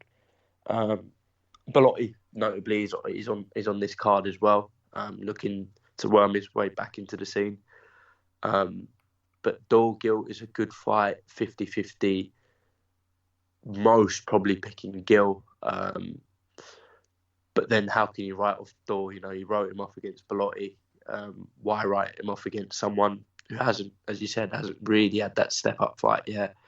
But Gill's, interestingly, he's come out with comments saying, if I'm not ready now, then when will I be? So fair play to him, and fair play to Doyle for his first defence of that strap against Jordan Gill. Yeah, absolutely. Like I say, another 50-50 fight there. I'm not getting away from that. I just think that, even though I've picked Doyle to win by stoppage, it doesn't necessarily mean that I think it's going to be one-sided or anything. I think that Gill is an extremely fit guy, and I think for the first few rounds, it will be very interesting. As you say, it's kind of gone under the radar with the other 50-50s, and one 50-50 that has fell through, unfortunately, Jake Paul against Craig Richards. Not going to go into it too much because what's really the point, but it was a shame because a few weeks ago we had both men on the same show with us. I think we had Jake on the first part of the show and Craig on the second part, and it was quite cool having them both on, having them both share their very different opinions on that fight, and it's fallen through due to Jake Paul picking up a slight injury with his hand. I shouldn't say slight, he's picked up an injury and that's that, so hopefully he recovers quickly and the pair can get it on before the calendar year is up. Moving up the card once again here, let's mention the Ted Cheeseman. This is a brilliant fight. Ted Cheeseman, 14-0, takes on Asinia Byfield, 14-1. This one, a 12-round contest for the vacant British super welterweight title. Unbelievable fight. One that could seriously steal the show. Yeah, great fight. And I'd love the winner to face Anthony Fowler. It might be a bit early in Fowler's career, but listen, he's got that massive amateur pedigree, so why not? I'd love to see the winner face Anthony Fowler. Yeah, I second that. I'm going to go with, on that one, Cheeseman points. Ayaz has gone with that, and so have the listeners, so I just think Cheeseman's so solid. I mean, Asinia Byfield's so slick as well, so I think that could be a brilliant fight, but for me, I just think Cheeseman gets it. Moving up the card, I think this one's the final fight to mention here, if I'm not mistaken. Yes, it is. John Ryder tops the bill, 26-4, 12-round contest against Andrei Sorokin, 15-0, an undefeated Russian here. A 12-round contest, like I say. I said it to John Ryder. I mean, you look at his last few fights, he's really took on good opponent after good opponent time and time again, and it's all just to get a world title shot. And I think he's gone such a long route, and he's prepared to literally fight anyone in the world. He's one of the few people that have said to me, do you know what, Jose Uzcategui, the guy that holds the Gal's belt, he's nothing. He thinks he's a world beater. I'll beat him, I'll take him on. He's very confident, and he truly is one of the guys in boxing that would fight anyone. I think he would fight absolutely anyone. He's a little bit nuts, but we do love him on this show. He actually sent me a nice picture the other day wearing a BoxHard Podcast T-shirt, which is a good thing for us. Another difficult fight, another man that he gets in with that, could be really good. A very a decent looking pro record. I mean, nothing really stands out too much on his record, but undefeated, perfect record, a good amateur, and in some people's eyes it's another 50-50. I would love to see him win, and I'm going to go with him by knockout because, again, he's one of the nicest guys. I truly hope he wins. Umar, there's not two Brits in this ring. Let's get it out there. We're picking John Ryder. I'm sure you're with me on that. 100%. I've got Ryder. I'm not going to lie. I don't know too much about the opponent. The Russians are saying he's a very good fighter, and Eddie Hearn and Ryder have made a mistake. But yeah, I'm backing Ryder. What a sort of up and down career John Ryder's had, but definitely brilliant to see him in this position, topping a matchroom card on Sky Sports. And he gets a shot at Callum Smith's belt if he comes through. So it's a final eliminator. So a big night ahead for John Ryder. I hope he does it. We certainly do. Moving over now, though, to the Newport Centre in Wales, United Kingdom. One fight to mention over here. The return of Andrew Selby, a man that, was on a real roll, knocking on the door for a world title, then bizarrely had his licence taken away from him. I'm looking to try and get him on the show, perhaps next week. Andrew has been ready to come on the show, really, for a couple of weeks, but still no opponent for him yet. So for me, I'm just going to probably wait till the fight's done and then talk about the fight rather than kind of talk about not much. I think we caught up with him after his last fight. So rather than just talk about why he had his licence revoked for a little period is probably pretty pointless. I think some people know, some people don't know, but we will talk about that, but we'll probably try and get him on next week or the week after. So all the very best to Andrew Selby, a friend of the show. He has a record of 10-0. It's a 6-rounder there, like I say, no opponent as of yet. A Sanagar card there in Wales. Moving over now to the Lakefront Arena in New Orleans, Louisiana, USA, the backyard of Regis Prograis, 22-0. He puts his interim WBC World Super Lightweight title on the line. I'm also told that his WBC Diamond belt, I think, is on the line as well. I'm very confused because it doesn't say that here, but he told me himself that his Diamond belt's on the line, which I didn't even know he actually owned the Diamond belt. I'm not quite sure what the clear cut of that is, but forget about that. It's a fight we're talking about here, not necessarily the belts. In the other corner, Manchester's very own Terry Flanagan, 33-1, a 12-round contest. I have to favour Prograis here. I think he punches incredibly hard. He's just been obliterating people at the moment. Obviously, Terry Flanagan has looked very good, but his one fight at this new weight was a loss to Maurice Hooker. He didn't look great there, but then again, I do have to say that Maurice Hooker's about 7'10", and Regis Prograis is quite short, very, very short actually for the weight. So I don't think the height and the reach and the boxing skills is going to be a problem for Flanagan. But I can just see, I just can't really see Prograis losing, whether that comes by stoppage or on points. I don't think Flanagan's going to get any favours done for him by the judges out there in the backyard of Prograis. I'm going to go with Prograis by knockout. Ayaz is actually really, really putting his money where his mouth is here. He's saying Flanagan on points, which I just cannot see happening at all.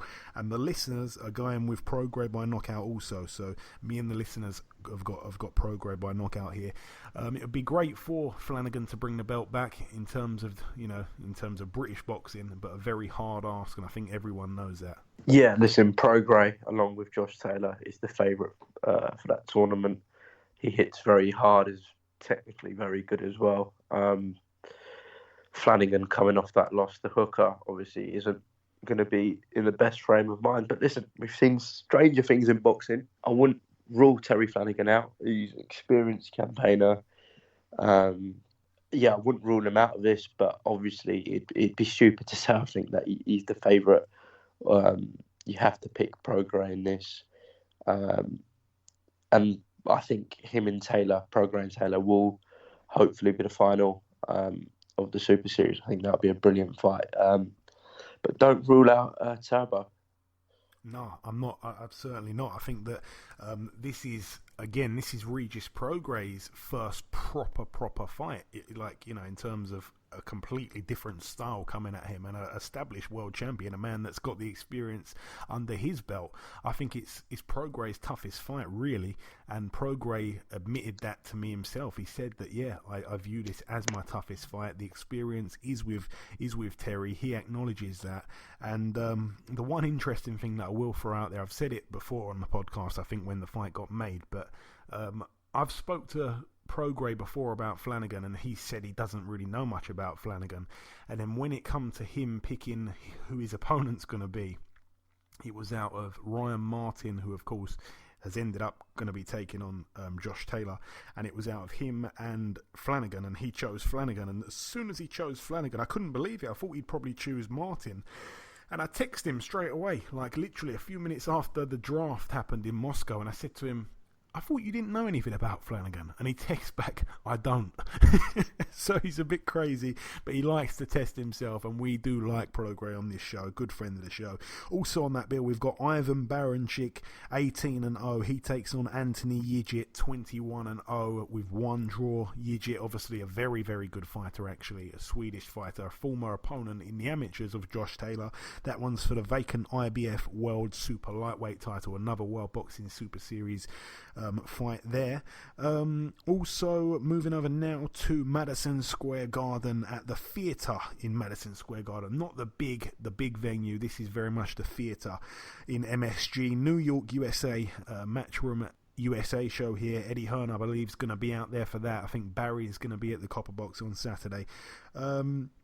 On the undercard, we have Heather Hardy, 21-0. She puts a not her belt. The belt's vacant. The WBO World Female Featherweight title. She takes on Shelly Vincent, who's 23-1. That's a very, very, very good fight there. That again has gone under the radar with all the other fantastic fights on this weekend. But that's a 10 2-minute round contest, and I just want to big that up a little bit actually on this show. That's a brilliant, brilliant fight for those that like seeing women box. That is one to sink your teeth into. That's a great fight there. Also, we have really the main event. It's the final fight to mention here. Umar Daniel Jacobs, 34-2, takes on Sergei Derevianchenko, 12-0. This one for the vacant IBF World Middleweight title. Daniel Jacobs, a man who, well, I was going to say he's had ups and downs, but I'm not so much like John Ryder has, but I think, he got to that level. Obviously, he got knocked out by Pirog. He had the battle with cancer, which we all know about. It's been very well documented. He came back. He won a world title. He took on the likes of Peter Quillin. I remember him absolutely starching him in a round, and then got in there with Triple G, lost that fight, a very, very close fight, let's not forget, and then, he signed with Eddie Hearn, and since then his career's kind of got back on track a little bit, and here he fights again for a world title. One that I'm going to go on record and kind of say that I'm not sure it should have even been took away from Triple G, so he's kind of fortunate to be here, but everything happens for a reason, they say, and he's taking this fight here when he probably had a few different options instead of this fight, and he's taken on here an undefeated Ukrainian fighter, which we know undefeated Ukrainians are very, very tough in boxing. Yeah, as you said about Danny Jacobs, it's an incredible story. He'll never have a tougher opponent than cancer, and he's beat that, so everything else should be easy for him. But you mentioned the Golovkin fight. I thought he nicked that. I couldn't argue with a Golovkin win or a draw, but I thought he just about did enough. And yeah, the comeback fight was amazing, where he destroyed Kid Chocolate. No one thought he would as well. But yeah, tough fight this weekend for the vacant IBF title against Derevianchenko. He's a brilliant fighter from what people are saying in the trade. Lou DeBella, who promotes him, is really saying that he believes he's the real deal, and he'll show it against Jacobs this Saturday night. But I'd have to pick Jacobs. And yeah, Jacobs has got massive fights down the line if he comes through this and wins a world title. Obviously, the Andrade fight, both being under Matchroom, unification fight there would be the obvious one. There's obviously Billy Joe Saunders as well, Charlo. Yeah, Jacobs has got a big future if he claims his world title tonight. Tonight, Saturday night. Let's not get ahead of ourselves. Yeah, getting carried away. Obviously got a big future if he pulls it off on Saturday night, and Matchroom could have another middleweight champion. They certainly could. But yeah, a great fight. I won't really add too much to it. You've kind of said everything there, Umar, but I will just reveal my pick here. I'm going to go with Jacobs by knockout. I think he gets the knockout, even though he didn't impress me overly when he took on Maciej Sulecki in his last fight. I don't think he looked fantastic towards the end of the fight. But I think he, with the experience in the pro ranks, I think he probably wins this one by stoppage. He really can bang, we know that. And the listeners and Ayaz are in agreement with their pick. They've gone with Jacobs on points. So no one sharing the opinion of Lou DiBella on this show. But should be a good fight, like I say. And there's lots to look forward to. There really is. 2 shows that clash, unfortunately.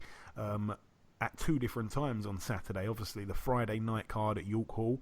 Nothing clashes with that. That's too big. And then on Saturday, we've got Hughie Fury fighting at the exact same time as the Matchroom show at the Copperbox. And then later on in the evening, the Matchroom show in the US clashes with the World Boxing Super Series card. So, a lot of people going to be picking whichever show on Saturday night they want to watch, and then watching the rest on Sunday, I think. Or it's either going to be a very, very late night for me. I reckon on Saturday I'm going to be just watching it all after each other. But that's really it for the preview part of the show. Like I say, we brought you the review part, we brought you guest number 1, we brought you the preview part just there. Like I say, I'm gonna get onto the news at the very last part of the show after we've brought in this guest here, so I'm gonna get onto that at the very last part, along with the predictions. I think we've made 8 predictions, which is probably the most predictions we've ever made on 1 week, so there's many points up for grabs. There's going to be a new man in the lead, hopefully, on the predictions. But yeah, like I say, just before we wrap up part 2, it's also time to say goodbye to Umar. Umar, thank you once again for coming on this week's show and saving the day. Ayaz has gone missing, no one knows where he is, but you've stepped in and done a phenomenal job. Thanks once again. No problem, anytime. If Ayaz goes missing again, you got my number. Excellent, Umar. Like I say, just before we wrap up part 2 and ultimately end the show, there's one last thing to do, and that is to welcome guest number 2. Ladies and gentlemen, please welcome the former Cruiserweight Commonwealth champion. It's, of course, Mr. Luke the Duke Watkins. Luke, welcome back on the show, sir. Welcome. Thank you for having me back. Hey, it's always my pleasure having you back on. Now, Luke, we last spoke in the build-up to the Lawrence Okolie fight. It was a fight that, in my eyes, was a 50-50 going in. I'm sure that you'd admit yourself that you didn't really have your best night. Talk us through, I know it's in the past, but please talk us through what you do remember of that night. Up until the end of the second round, he caught me. There was nothing in the fight. Do you know what I mean? I knew I was there to fight. I knew I wasn't going backwards in the sense of Lawrence was going to come there and push me backwards or push me about. That was never, ever going to be the case. I knew I was going there to fight. And, Lawrence is heavy-handed, and unfortunate for me and fortunate for him. He caught me, and sometimes that's just the way boxing goes. And how was it for you, Luke? Obviously, tasting defeat for the first time, losing your title on a big card on Sky Sports. Did it take you a while to get over it? Did you just bounce back straight away? I mean, mentally, how did it take its toll on you? Tell us. Nah. I'm not that way inclined. From a lot of the books I read, a lot of the books I read, it always talks about never dwelling in the past. Don't even think too much to the future. It's all about being present and being right now. That happened. I was gutted, but shit happens in boxing. This is the way it goes. So you have to move forward. You have to think, right, that is obviously not the path for me right now. I need to make an adjustment. We need to see where we're going now. And now, this is where we're at. Very positive mindset to have. And my last question on that whole kind of thing, what have you made of Okolie's 2018? Obviously, in my eyes, he's had 3 pretty much 50-50s back to back. He hasn't always won so brilliantly in the eyes of the fight fans that like to see action. Sometimes he hasn't done so well, but he has got the win, which is of course the most important thing. What have you made of his 2018? For him personally, in my opinion, he's had a very successful 2018. He captured when did he capture that WBA? Was that Or did he capture that That against? was with Chamberlain, I believe. Yeah, but that was early February. Yes. Yeah, so, I mean, I think it was February 6th. So that was early February. He caught that title. He caught another one against myself in June, and then he caught the British against my Askin. From my point of view, that's very successful. But from a fan's point of view, which I am very much a boxing fan as well as I'm a fighter, his performance against Isaac wasn't great, and his performance against me, terrific. I thought, well, as a fan, I would think, right, well, now that's what he's about. But then he falls back into the same trap of what happened against him and Isaac, with him and Matty. So for me, for a fan, he's an action-packed. It's not what I want to watch. But from a man that's trying to be successful and capture titles, he's doing great. It's about winning, and he's doing that.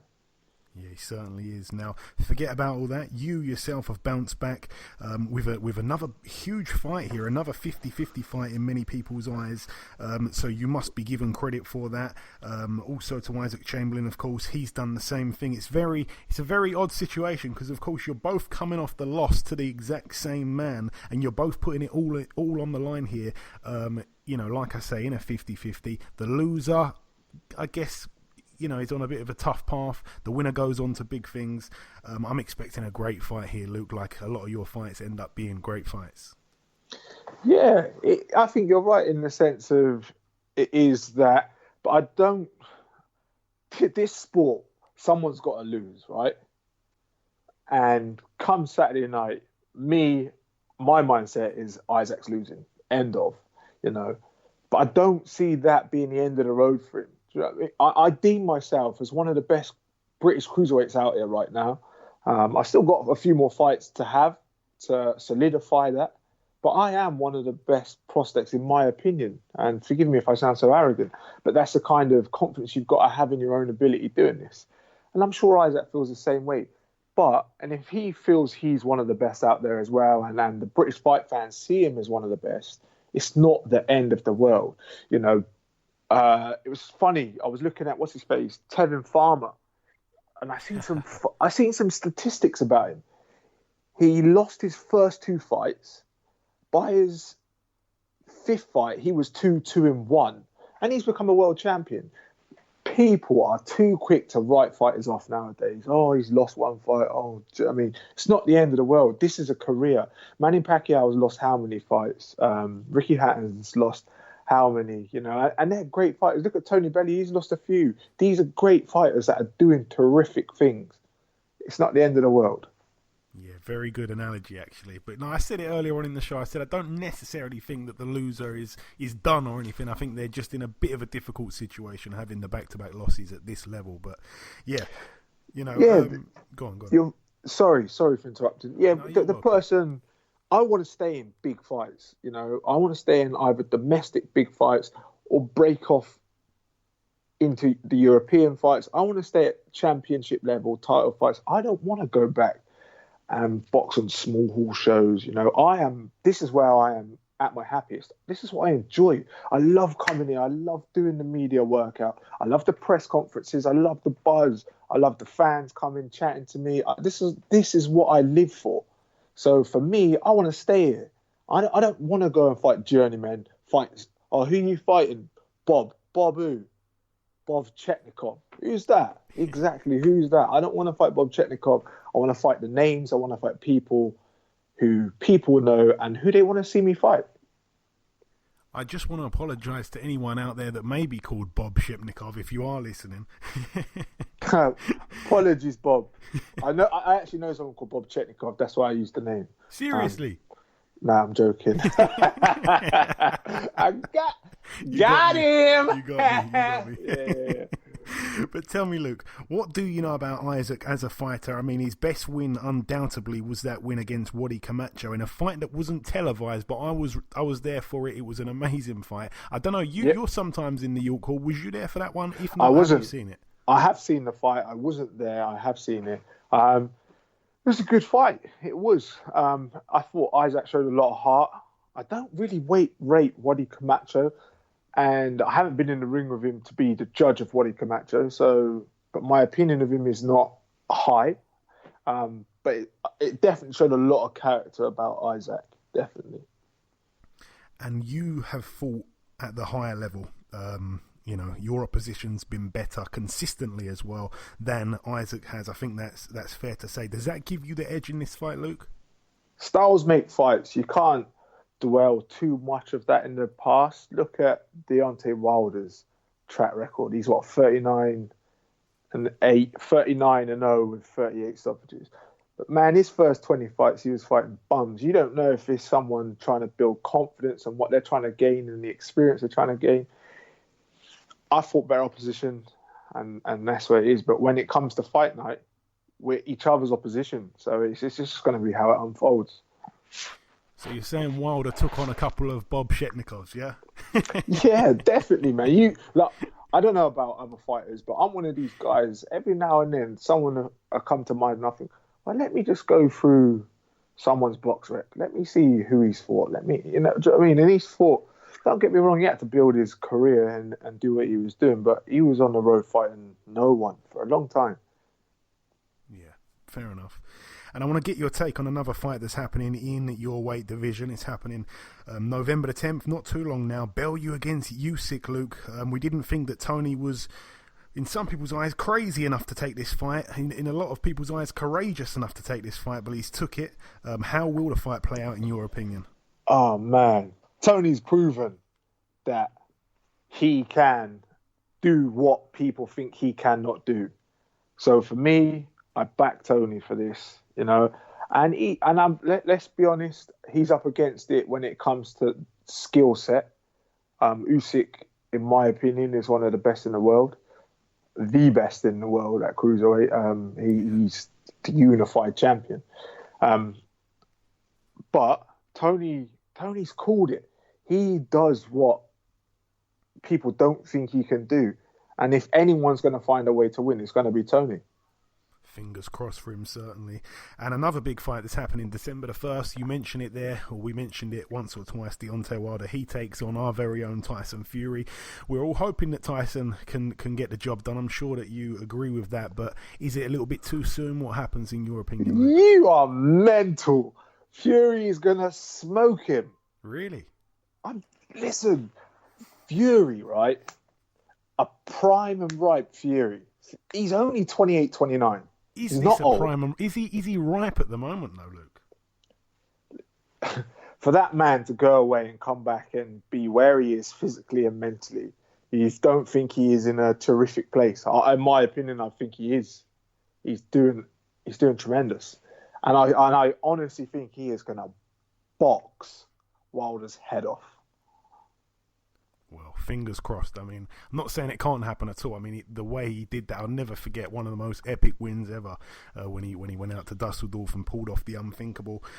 So, I mean, I would love that to happen more than anything. I want to ask you also, Luke, which other fight are you looking forward to most on the fight card that you're fighting on Saturday? Because it's got a few lovely 50-50 fights. I'd have to say Cheeseman and Asayan Byfield. Is that how you pronounce it? Asinia Byfield. I apologise because he's a cool guy. I've met them. I know them both. Just to say hello to, and they both seem cool. But I'm gonna say it straight. I'm a massive Cheeseman fan, like massive. So, but I like the two. So I'm really looking forward to the fight. Like some fighters catch your eye, and Cheeseman just caught my eye once, and I had a chat with him after his fight when he beat on the same card Lawrence fought Isaac February. He beat Carson Jones, didn't he? Was that on the same one?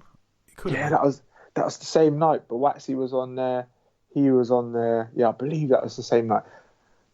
But I thought he was wicked, and ever since that night, I become a real big fan of Cheeseman. Yeah, I think a lot of people followed suit. I was a little bit gutted when Jake Paul and Craig Richards fell apart. That one was really up my street. Yeah, that's a good fight as well. But if I'm honest, I forgot about that. I didn't even know that it had fallen apart. That's a shame. That would have been that again. That's another great fight for the fans, both of them. Yeah, for sure. And finally, my last real question to you, Luke. I want to get your prediction, if you do have one. How do you see your arm being raised on Saturday night when you get the victory? I ain't come here. I always say to people, I don't come here to make numbers. I come here to win. I come here to fight, and I come here to win. And I'm just going to be too much for Isaac, honestly. Is that a points victory I'm sniffing there? Is that a stoppage? How do you see it? If you can say. Well, I prepare for 10 rounds. Isaac's proven his chin holds up. You know, Lawrence hit him with some good shots, and Lawrence is heavy-handed. So let's not me be ignorant to the fact that I've been stopped by Lawrence, and you know he was in there and he was fine with Lawrence. So I'm not going to be ignorant to that. But at the same time, I'm a cruiserweight who can bang. So if I catch him, he can go to sleep. Like that is a very much a possibility. Okay. Like I say, another fight on an amazing card that I'm truly looking forward to. I think now that Ball and Richards has fallen apart, I think this one is my favourite, and I'm not just saying that because you're here. Finally, Luke, just before I do let you go, is there anything that you want to say, perhaps to our listeners or to anyone in particular? Take it away. The floor is yours. Yeah, I just thank you guys for tuning in. I thank yourselves wanting to chat to me and talk about boxing. This is my life. This is my passion. You know, I could sit and talk boxing all day, all night. New fans who, you know, want to tune into me and see what I'm about, people that have been following my journey and my progress, I'm very, very grateful. You know, without all you guys that are interested in boxing, none of us would be doing what we do. So I'm real, real grateful for all that. Very well said, my friend. But listen, Luke, it's always a pleasure having you on the show. It's always a pleasure catching up. Thank you for your time. Best of luck for Saturday, and we shall catch up sometime after for sure. Thank you ever so much. You take care, my friend. Okay, and this wraps up episode 158 of the BoxHard Podcast. I've been your host, Mr. Joey Coastman. Umar Ahmed has been with me for the duration of the show. A massive thank you to our two guests on this week's show, also Frank Buglioni and Luke the Duke Watkins, both men in big fights in the near future. The prediction league is exactly the same as last week. We got everything wrong. How bad of us. I don't think that's ever happened in the history of predicting. Ayaz is still in the lead, though, by 1 point. There are 8 more points up for grabs this weekend. Best of luck with that. The bits of news I do have is that Tommy Fury, the brother of Tyson Fury, will be turning professional with Frank Warren. He'll box on the 22nd of December on the Warrington vs Frampton undercard. On that same night, it's been announced that in the States, Jamal Charlo will take on Willie Monroe Jr. Jamel Charlo will fight Tony Harrison, and Dominic Brazil will fight Carlos Negron. If I may say so, in my opinion, that is 3 mismatches there, if I'm being completely honest. But that's really it for the news. Not too much else going on. Thank you all once again for tuning into this week's show. Enjoy your weekends, people, and we shall see you next week.